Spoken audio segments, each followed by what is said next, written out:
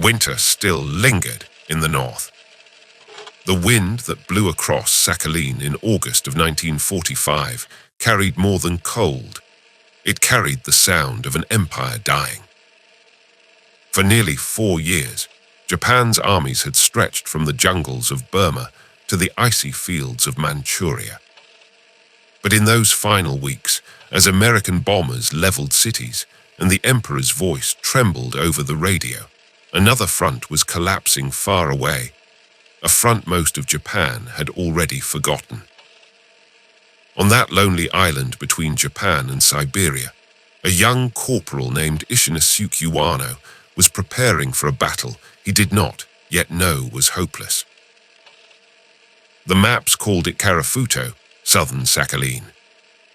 To Uwano and his comrades, it was simply the edge of the world. Their orders were clear: defend the island against the Soviets. What they did not know was that Tokyo had already decided their fate. When the Soviet Union declared war on Japan on August 8th, its armies moved with terrifying speed. Tanks crossed Manchuria, artillery thundered through the Kurils, and on August 11th, the Red Army landed on Sakhalin. For the men of the Imperial Army's 88th Division, there was no escape.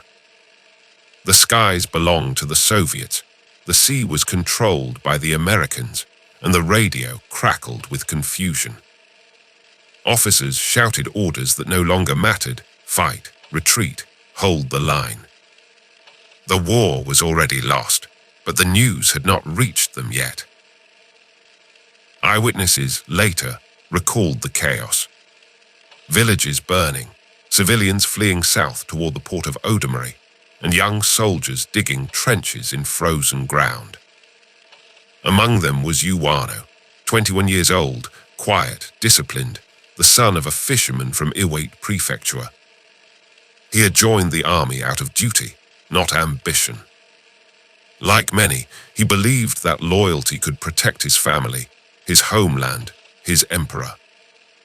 But in those final days of August, loyalty had become a trap.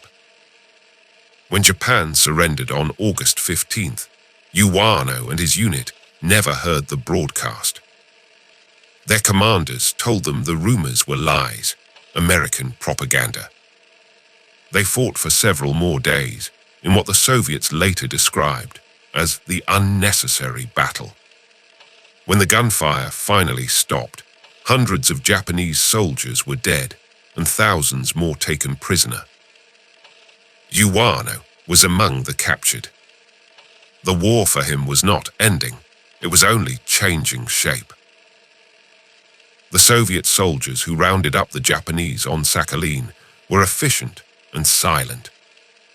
They herded the prisoners into long columns and marched them north, through forests blackened by fire. No one told them where they were going. Some believed they would be exchanged and sent home. Others whispered that they were being taken to Siberia, the word itself enough to chill the soul. Days turned into weeks. The prisoners crossed the strait to the mainland, packed into rusting barges. From there, they were loaded onto trains bound for the labor camps. For many, that journey was the last they would ever see of the sun. The Soviet Union had millions of captives: Germans, Poles, Hungarians, and now Japanese. To Stalin, they were not soldiers. They were labor. They would rebuild what the war had destroyed. For Uwano, the years that followed dissolved into a grey blur of work and survival. Records from the time are fragmentary, but fragments tell the same story repeated across Siberia. Men cutting timber in forests, so cold that breath froze to their faces. Men digging earth with bare hands, building railways, hauling stones until their bodies broke. Disease claimed many, despair claimed more. In the chaos of repatriation that followed Japan's surrender, lists of the living and the dead were hastily compiled. By 1953, nearly all Japanese POWs had been returned, nearly all, but not all. Thousands simply vanished, their names left on Soviet paper and Japanese gravestones. Among those names was Corporal Ishinosuke Uwano. To his country, he was dead. In Iwate, his family received the notice with formal sorrow. His wife, who had waited through the war and through the silence that followed, wept without certainty. There was no body to bury, no photograph to drape in black. Just a government document stamped with an official seal. KIA presumed dead, August 1945. Years passed. Japan rebuilt itself, first from ashes, then into prosperity. The occupation ended. Television filled homes with the faces of a new generation. The war became history, something taught in classrooms, shown in newsreels, forgotten in daily life. But somewhere, far beyond those glowing screens, a man who should have been a ghost was still alive. In the Soviet Far East, Uwano adapted. He learned Russian. He worked in reconstruction projects, blending quietly into the mass of displaced people that war had scattered across the continent. When asked his nationality, he said little. By the 1950s, the Soviet state had no interest in returning stragglers. The Cold War had begun. Information was a weapon. For the man Japan forgot, silence was survival. He would later recall, in the few interviews he ever gave, that the hardest part was not the cold or the hunger, but the moment he realized that the war had ended and no one was coming for him. That realization did not come all at once. It came slowly, like the thaw of winter. Through rumors, through guards who spoke of new governments and new enemies. And when it finally sank in, he simply went back to work. Because what else was there to do? By the early 1950s, Uwano and a handful of other Japanese men were sent westward, deeper into the Soviet Union, away from the camps. He ended up in Ukraine, then part of the USSR, where labor shortages had created new settlements for displaced workers. Here, amid the flat fields and long winters of Europe's eastern edge, he found a kind of second life. He took a new name, learned a new language, and in time met a woman. They married. They had children.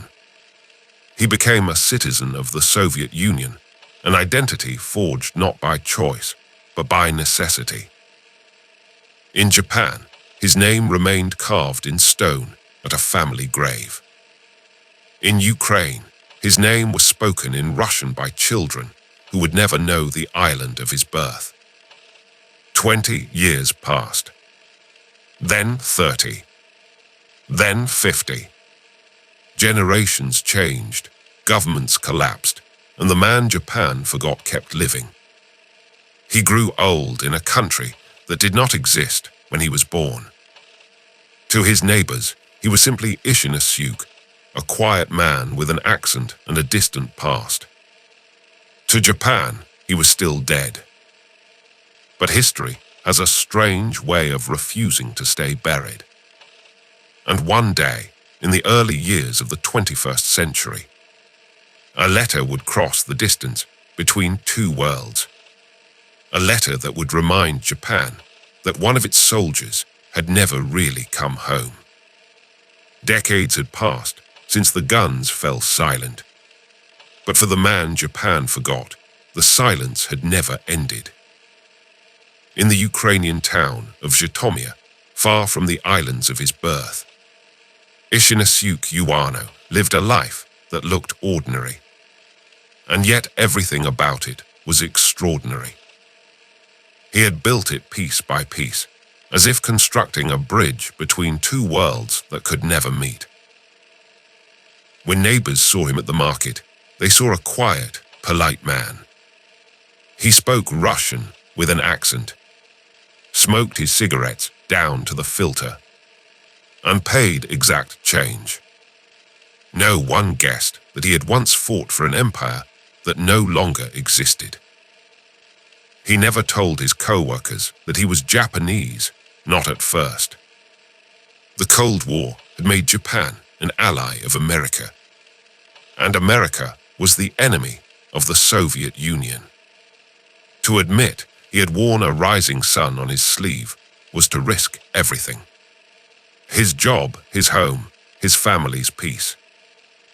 So he said he was from the Far East, a vague phrase that satisfied curiosity without giving away truth. His wife, a local Ukrainian woman named Ludmila, learned the truth only gradually, from fragments of memory that slipped out when he spoke in his sleep, or when the old radio played Japanese music he could not bear to turn off. Uwano worked for a time as a construction laborer, then as an engineer's assistant. Small, steady jobs that filled the years. He raised 3 children, taught them to read, and told them stories about the sea. When they asked where he was from, he would point east and say simply, "Far away, over the water." In the evenings, he walked alone through the snow, hands in his coat pockets, and watched the sky. He had not seen the Pacific in half a century, but some part of him, some part that belonged to the boy who once stood on the shores of Sakhalin, never stopped looking toward it. Japan had long since moved on. The streets where Uwano once lived now carried new names. The children who played there were the grandchildren of men who had fought beside him. In Tokyo, the war was a memory carved into museums, a story told in classrooms by teachers who had never smelled gunpowder. And yet, in the early 2000s, Japan's Ministry of Health and Welfare launched a new project, an effort to locate any surviving Japanese nationals still living abroad after the war. They sent letters to embassies, published notices in Russian-language newspapers, and quietly began searching archives once sealed by the Soviet Union. It was a bureaucratic effort, one among many, but history often hides inside paperwork. Somewhere in Ukraine, a local official came across a file. The document described an elderly man of Japanese origin, residing in Zhytomyr, who had once been registered with Soviet authorities as a non-returned POW. The report was routine, but the name was not. Ishinosuke Uwano. For Japan, it was a ghost speaking after 60 years. For his family, it was a miracle. News reached Tokyo quietly. At first, officials doubted it. There had been other claims before. Men who pretended to be lost soldiers. Rumors of survivors from the Kwantung Army appearing in the east. But this name matched perfectly with the records from Sakhalin, down to the unit and hometown. Investigators contacted Ukrainian authorities. After months of diplomatic correspondence, a Japanese team was sent to confirm. They found him in a modest apartment building, living with his Ukrainian wife. He was 79 years old. When they knocked on his door and introduced themselves in Japanese, he hesitated, then answered softly in the same language he had not spoken fluently in half a century. Watashi wa Nihonjin desu. I am Japanese. The story spread like wildfire through Japan's news networks. Headlines called him the last missing soldier. Reporters gathered at the family home in Iwate, where his relatives had long since given up hope. One of his sons, born decades after his disappearance, wept when he saw his father's face on the screen for the first time. It was the face of a man Japan had buried, now alive and smiling faintly from a television in another world. In 2006, after long negotiation, Uwano was granted permission to visit Japan for the first time since 1945. He arrived quietly, without ceremony, a man walking out of a photograph. At Narita Airport, reporters surrounded him. Flashbulbs erupted. Questions flew like shrapnel. How had he survived? Why hadn't he returned sooner? What did he think of Japan now? He said little. He bowed deeply and spoke only one sentence that the cameras caught clearly. I am happy to see my country again. He traveled to Iwate, to the town where his family had once lived. There, on a small hillside, stood the grave that bore his name. He placed flowers in front of the stone, the same stone that had declared him dead for more than half a century. For a long time, he said nothing. Then he smiled and murmured, "You've waited a long time." It was not clear whether he meant the grave, his family, or the country itself. During his short stay, Uwano spoke with journalists, government officials, and his surviving relatives. He described his life in Ukraine, his children, and his decision not to return permanently. Japan was no longer the country he remembered, and he no longer belonged entirely to it. He told reporters, "I have a new life now, a family there. I will go back." Some in Japan criticized this. How could a soldier not wish to die in his homeland? But others understood. The world had changed, and the man Japan forgot had become something larger than a symbol. He had become a bridge between eras. In Ukraine, after his return, he resumed his quiet life. His children, now adults, spoke both Russian and Ukrainian. They sometimes teased him for his accent, but treated him with pride. Their father, the soldier from another world. He received letters from Japan for years after his visit, from historians, veterans, and strangers who simply wanted to say thank you. He replied to some, but most remained unanswered. He preferred to sit by the window, watching snow fall on the empty streets, and listening to the ticking of a clock that had long since lost its urgency.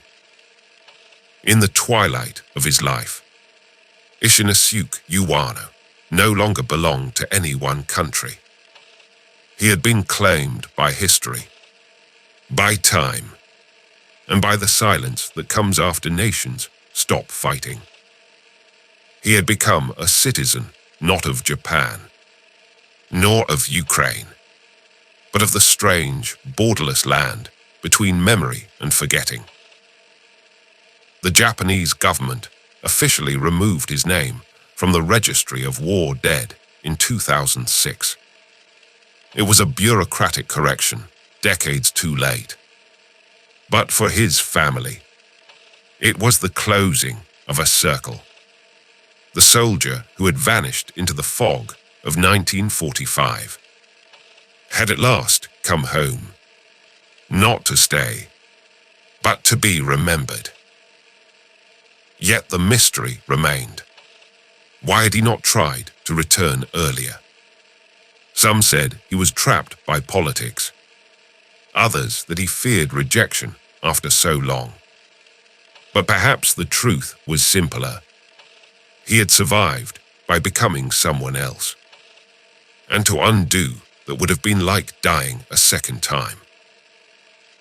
In his final interviews, he was asked what he remembered most from the war.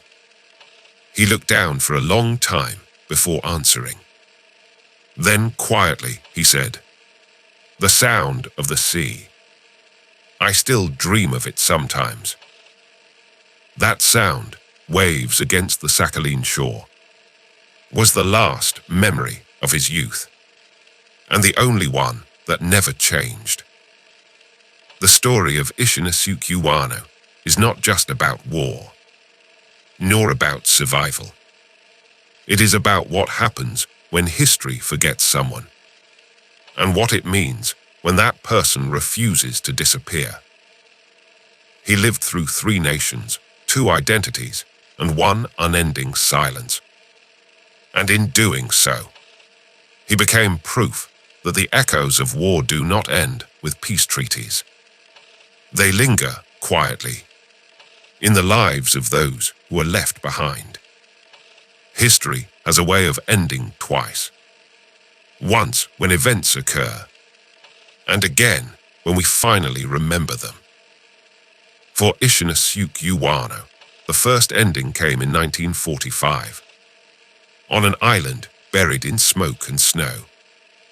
The second came 60 years later, when a camera flash captured his return from the dead. But even after that brief homecoming, his life remained suspended between 2 worlds, the one that remembered him, and the one that allowed him to forget. In Ukraine, after the media noise faded, Uwano's life slipped quietly back into its ordinary rhythm.